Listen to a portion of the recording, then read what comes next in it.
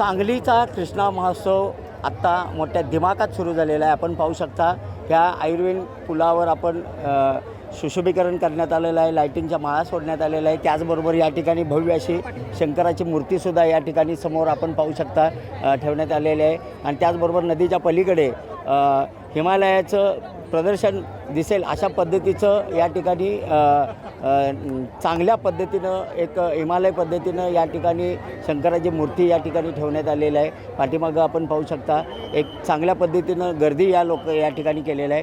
हे महोत्सव सुरू झालेला आहे. पाहण्यासाठी संपूर्ण सांगली या ठिकाणी आलेले आहे. आणि या महोत्सवाचे जे आयोजक आहेत हे महेंद्र चंडाळे आपल्यासोबत आहेत. महेंद्र भाऊ, मला सांगा कसा रिस्पॉन्स आहे आणि कसा बघता या महोत्सवाकडे? आपली आई कृष्णामाई, खरोखर त्या आईप्रती आपण आपली कृतज्ञता व्यक्त करण्याची ही एक वर्षातनं येणारी संधी आहे आणि सांगलीकरांनी ती गमावलेली नाही या ठिकाणी असं चित्र दिसून येतं आहे. खऱ्या अर्थानं अत्यंत साधू संतांच्या भजन कीर्तन प्रवचनाच्या गजरात आणि गंगामाईच्या आरतीच्या गजरात वाराणसीच्या अर्चकांच्या हस्ते या ठिकाणी हा सोहळा संपन्न होतो आहे. खऱ्या अर्थानं अनेक मान्यवरांनी, अनेक शासकीय निमशासकीय कला क्रीडा सांस्कृतिक क्षेत्रातली लोकांनी या ठिकाणी सहभागी होऊन या कार्यक्रमाची शोभा वाढवलेली आहे. आणि खऱ्या अर्थानं असा सुंदर सोहळा अविरत चालू राहावा हा आमचा सांगलीकरांचा एक प्रामाणिक प्रयत्न राहणार. हा उत्तर प्रदेश नाही, हा सांगलीचा कृष्णामाईचा घाट आहे. काय वेगळेपण आपण या महोत्सवाच्या माध्यमातून सांगलीकरांना देत आहे? सांगलीची जत्रा पुन्हा एकदा जोमान तुम्ही चालू केलेली आहे. खऱ्या अर्थानं आपली सांगलीतील ही कृष्णामाई दक्षिण दिशेला वाहणारी ही दक्षिण वाहिनी आहे आणि ह्याच्या तटावर असलेलं प्रत्येक मंदिर हे तीर्थक्षेत्रामध्ये मोडतं. आणि खऱ्या अर्थानं ह्याची जाणीव कुठंतरी आम्हाला चुकली सारखी झाली होती. परंतु उत्तर प्रदेशच्या दौऱ्यावर असताना त्या ठिकाणी असलेल्या परमपवित्र नद्यांची पूजा बघून हे माझ्या मनामध्ये आलेली सूचक कल्पना आणि त्यानुसार सांगलीचं हे असलेलं शास्त्र ह्या सगळ्याची एक जोड करत, एक सांगड करत या सांगलीतील सर्व लोकांना घेऊन ही यात्रा पुन्हा मोठ्या दिमाखानं आपण सुरुवात केलेली आहे. आणि खऱ्या अर्थानं आज हे घवघवीत ह्यासाठी मिळालेलं यश, कृष्णामाईने दिलेला आशीर्वाद रूपी ही आलेली लोक आहेत. खऱ्या अर्थानं ही यात्रा सफल झाली असं म्हणायला काय हरकत नाही. रोज कसा नित्यनेमानं हा कृष्णा महोत्सव सुरू होतो आहे? काय पद्धती वापरल्या आहेत? शास्त्रशुद्ध पद्धतीनं या ठिकाणी आपण सर्वप्रथम जलपूजन, त्यानंतर या ठिकाणी आपण कृष्णामाईची आरती आणि मग आपण गंगामाईची आरती या ठिकाणी करतो आहे. ज्या पद्धतीनं वाराणसीच्या घाटावर अनेक भक्त भाविक एकत्रित येऊन त्या ठिकाणी मोठ्या दिमाखात आरती करतात, त्याच धर्तीवर या ठिकाणी आपण वर्षातनं एकदा ह्या 6 दिवसाचा हा सोहळा अत्यंत मनोभावी पद्धतीनं साजरा करतो आहे. आणि त्यासाठी अनेक साधू संत या पंचकृषीतले अनेक संप्रदाय या ठिकाणी येत आहेत. खऱ्या अर्थानं हे अत्यंत सुंदर आणि अभूतपूर्व घटना आहे. तसंच चला जाणू या नदीला या शासन उपक्रमांतर्गत अनेक शासकीय कार्यालयांनी सुद्धा यामध्ये सहभाग नोंदवला आहे. कारण आपल्या शहरातून जाणारी ही आपली कृष्णामाई ह्याला प्रदूषणापासून कसं आपल्याला लांब ठेवता येईल, कसं ह्याचं चांगल्या पद्धतीनं संवर्धन करता येईल, हाही मेसेज या कार्यक्रमाच्या माध्यमातून आम्ही देण्याचा प्रामाणिक प्रयत्न केलेला आहे. नक्कीच आपल्यासोबत डबल महाराष्ट्र केसरी पैलवान चंद्रहार पाटील हे सुद्धा या कार्यक्रमाला उपस्थित आहेत. पैलवान, कसं बघताय या महोत्सवाकडं?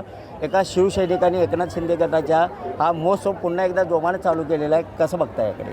खरं तर सांगलीची ही जुनी ओळख आहे, जुनी परंपरा आहे, जी गेली अनेक वर्षे बंद पडलेली होती. मधल्या काळामध्ये कुणीही लक्ष न दिल्यामुळं ही परंपरा कृष्णामाईची जी पूजा करायची पद्धत होती ती गेली अनेक वर्षे बंद पडलेली होती. पण खरोखर आज आमचे शिवसेना पक्षाचे शहर प्रमुख महेंद्रभाऊ चंडाळे यांच्या मार्गदर्शनाखाली ही प्रथा पुन्हा चालू झालेली आहे.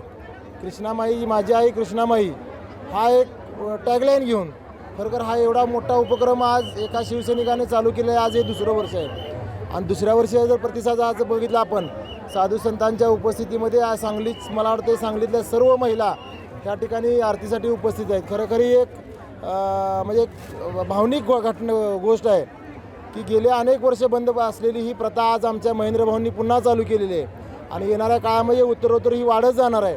खरं तर ही आमची सांगलीची संस्कृती परंपरा एका शिवसैनिकानं पुन्हा चालू केली आहे. त्याचा खरोखर आम्हाला अभिमान आहे. सांगलीकर, तुम्ही राज्यात फिरत असता, या महोत्सवाच्या संदर्भात राज्याचे उपमुख्यमंत्री एकनाथ शिंदे असतील, उदय सामंत असतील, यांच्याशी तुमचे घनिष्ठ संबंध आहेत. या यात्रेच्या संदर्भात आपण त्यांना निमंत्रण देणार आहात का आणि भविष्यात ते येणार आहेत का?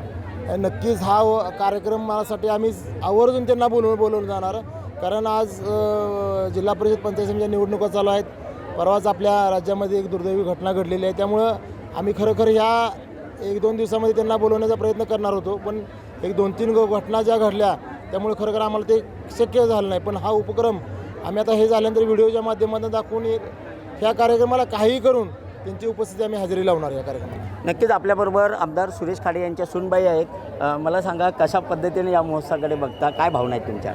आज कृष्णामाई महोत्सव आपण बघितला तर आपली महाराष्ट्राची संस्कृती असो किंवा अध्यात्म आणि संस्कृती ह्याची सांगड घालून आज दादांनी हा खूप सुंदर कार्यक्रमाचं आयोजन केलेलं दिसतं. आणि आपण सगळेजण बघतो की ह्या ठिकाणी सगळे भक्त असतील, साधू संत असतील, पदाधिकारी, कार्यकर्ते जे राजकारणात नाही आहेत, जे आहेत ते सगळे मोठ्या संख्येने इथे उपस्थित राहिलेत. आणि आपल्या म्हणतो ना, आपली भावना आहे कृष्णामाईच्या बाबतीत, ते सगळे इथं फील करताना दिसत आहेत आणि आशीर्वाद आपल्या सगळ्यांना मिळतो आहे. आणि आरती बघितली तर त्यांनी खूप सुंदर पद्धतीने आरती आयोजित केली.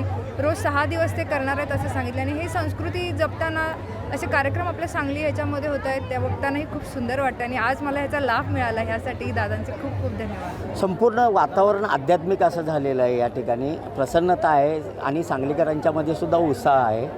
कसं बघताय या उत्साहाकडे? 6 दिवस हा उत्सव चालणार आहे, काय आव्हान कराल सांगलीकरांना? आव्हान इतकंच असेल की आपली ही जी कृष्णामाईची महोत्सव आहे हा दरवर्षी अशाच पद्धतीने घेण्यात यावा. आणि अशाच पद्धतीने आपण जर सगळे एकत्र आलो तर आपला धर्म म्हणा, आपली संस्कृती आपल्या ह्या छोट्या मुलांना आजमावता येईल, बघता येईल. कारण ही संस्कृती कुठेतरी लुप्त होताना दिसते. पण असे कार्यक्रम जर आपण आयोजित करत राहिलो तर येणाऱ्या पिढीला सुद्धा हा चांगला संदेश राहील आणि येणाऱ्या पिढीला सुद्धा कळेल की आपली संस्कृती काय आहे. नक्कीच आपण पाहू शकता, येणाऱ्या पिढीलासुद्धा आपली संस्कृती काय आहे हे समजलं पाहिजे आणि कृष्णा महोत्सव हा वारंवार सुरू झाला पाहिजे, अशी ही मागणी या ठिकाणी नागरिकांनी केलेली आहे. कॅमेरामन सुजितसोबत मी शंकर देवकुळे, TV9 मराठी, सांगली.